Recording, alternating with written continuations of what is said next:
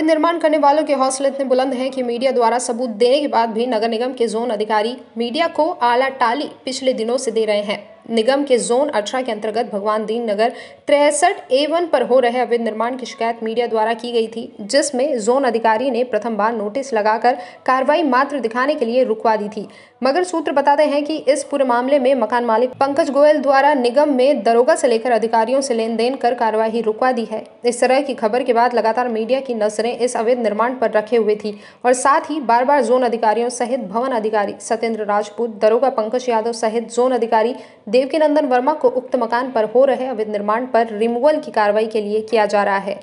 मगर रोज टाला जा रहा है। आखिर क्या है ये पूरा मामला? भगवान दीन नगर के 63A1 पर हो रहे अवैध निर्माण का मीडिया के द्वारा पड़ताल करने पर पता चला कि भगवान दीन नगर के 63A1 जहां 2 प्लाटों का भगवान दीन नगर और मनीष बाग दोनों के हिस्सों पर कब्जा कर मकान बनाया गया है, जिसमें मकान मालिक पंकज गोयल द्वारा अवैध रूप से 3 मंजिल निर्माण किया जा रहा है, जिसकी निगम ने ना तो परमिशन दी है और ना ही किसी प्रकार का रिनोवेट करने का निगम को टैक्स पंकज गोयल द्वारा भराया गया है।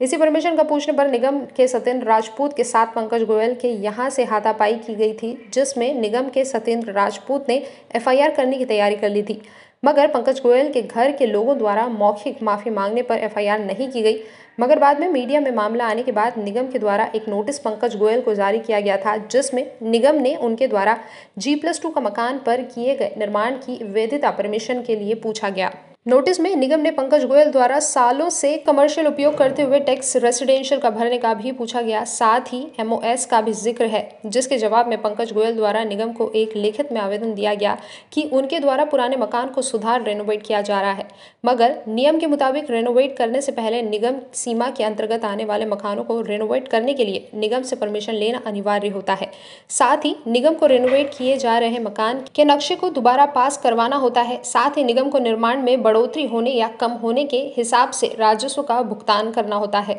मगर उक्त मकान के निर्माण के लिए पंकज गोयल द्वारा ना तो दोबारा नक्शा पास करवाया गया और ना ही निगम को रेनोवेट के लिए मिलने वाला टैक्स जमा किया है, जबकि उक्त मकान की रजिस्ट्री 63A1 भगवान दीन नगर में की गई है, मगर मकान के निर्माण की ठीक से जांच होने पर मकान का निर्माण 2 प्लाटों मनीष बाग और भगवान दीन नगर दोनों पर पाया गया। नियम के मुताबिक 2 अलग अलग कॉलोनी की रजिस्ट्री एक ही प्लाट पर एक व्यक्ति नहीं कर सकता है। अगर ऐसा मामला पाया जाता है तो उक्त मकान की रजिस्ट्री शून्य भी हो सकती है। इस पूरे मामले में पंकज गोयल आज तक मीडिया से अपनी सफाई में बात करने से बचते रहे हैं। इस पूरे मामले में मकान निर्माणकर्ता पंकज गोयल के पास 2 कॉलोनी की जगह सिर्फ एक ही प्लाट रजिस्ट्री है। इस पूरे मामले में लगातार मीडिया की टीम लगी है उस अवैध निर्माण को जमींदोज करवाने के लिए। इस पूरे मामले की शिकायत जल्द ही मीडिया द्वारा कलेक्टर मनीष सिंह सहित आला अधिकारियों से की जा रही है, जिसमें निगम के कर्मचारियों के मिली भगत से भी आला अधिकारियों को अवगत कराया जाएगा, जिससे उक्त मकान पर जल्दी जमींदोज करने की कार्रवाई होगी। इस पूरे मामले में लगातार मीडिया ने पहले भी खबर चलाई है और लगातार खबरें दिखाई जा रही है। आगे देखना दिलचस्प होगा कि आखिर कितने दिनों तक इस अवैध निर्माण में कार्रवाई होती है निगम प्रशासन द्वारा।